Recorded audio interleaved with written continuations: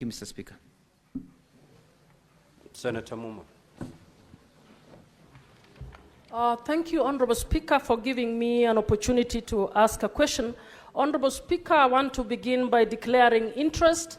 I am a parent of a person with disability, so I take these issues very seriously.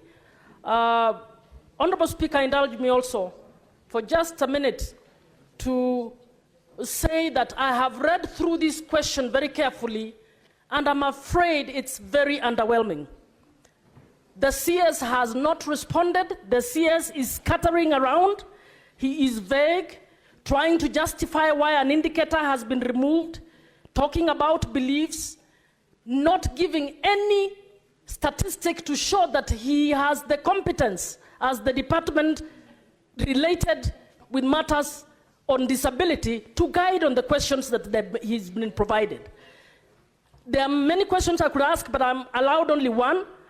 I would want to know which tools has the ministry used to guide them in measuring disability inclusion, since you say your department has continued to use the indicator while the other MDS are not using it. Which tools are these, and can you submit this tool to us? Senator Boni. Thank you, Mr. Speaker. Mr. Speaker, I would like to draw the attention of the CS to the figure 5%. Going by the example in this House, the House is expected to be properly constituted when we have at least two senators who live with disability. The Speaker would never start the House unless that provision was made. In your case, it is 5%. Listening to you, you are giving the country the go-round, whiling and talking about circulars and all manner of things that you have said. This failure by yourself and your ministry in this issue of 5% is a reflection of your failure in the employment of our youth outside the country.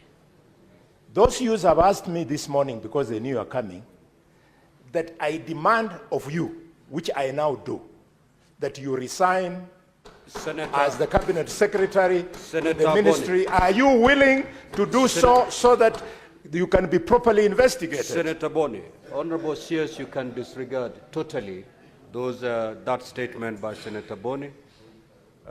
Just disregarded that statement. It's got nothing to do with what has brought you before this House. Senator Enoch.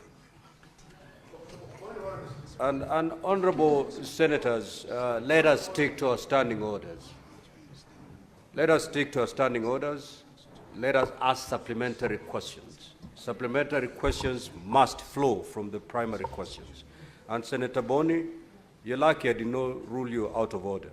So please, don't push the chair to those limits. Senator Enoch, proceed. I'm wondering who is out of order Senator now. Enoch has not even uttered a word. What is out of order about that? Proceed, Senator Enoch. Senator Boni, just take your seat. We've relaxed. It's my time. I think the Speaker, my question flows from the response of the CS on part C of the question asked by Senator Mbugua on the issue of the ongoing work to integrate disability employment data within the Unified Human Resource Information System. So, Speaker, the question that I am grappling with is the CS indicates that as things stand now, treatment of issues to do with persons with disability is based on goodwill. And you say that there is a transition now towards rights-based structure and enforceable obligation to persons with disabilities. As Speaker, I want to find out from the CS whether it is the position of the government that, in fact, the inclusion of persons with disabilities, so far, because what he talks about is a transition, so far, it's a goodwill issue and not a matter anchored on the Bill of Rights in Chapter 4 and Articles 41 and 54 of the Constitution. I thank you, Mr. Speaker. Honorable CS, you may proceed to respond.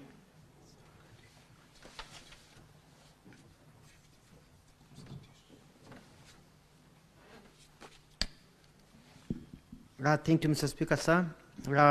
Senator Muma, thank you for your question. And I'm aware, I think we've had this conversation about you have more experience than most of us. Mr. Speaker, sir, what we've been doing and what I found the ministry has been doing is that we have been trying as much as possible to use the tools that are given to human resource agencies when they're employing. And that is in terms of we look at what is the percentage of people with disability in their companies or in the institutions based on the employment data that they provide. And so it's about accountability and access of that information. Number two is also looking at procurement because, for example, the law is very clear that a certain percentage needs to be given, or government procurement needs to be given to people living with disabilities. So we've been also tracking to find out whether that is accurate and how it is being done. As I said earlier on, Mr. Speaker, the act that we had was weak, but the new act gives us more tools and an ability to do even better. And I want to thank Senator Keogh for pointing out, because this is where the dichotomy has been. It's like we've been put in a place whereby we are asking people to do things, but there is no enforcement mechanism. There is nothing that can be done to somebody when they don't do it. You know, there is no law, but now we have a law now, and you know, this Article 54 of the Constitution is very clear about some of these things. Mr. Speaker, I'd like to also point out that we have to be innovative, and I'll be issuing directives very soon as the guidelines, and also bringing some, some ideas here to this House to be able to help us.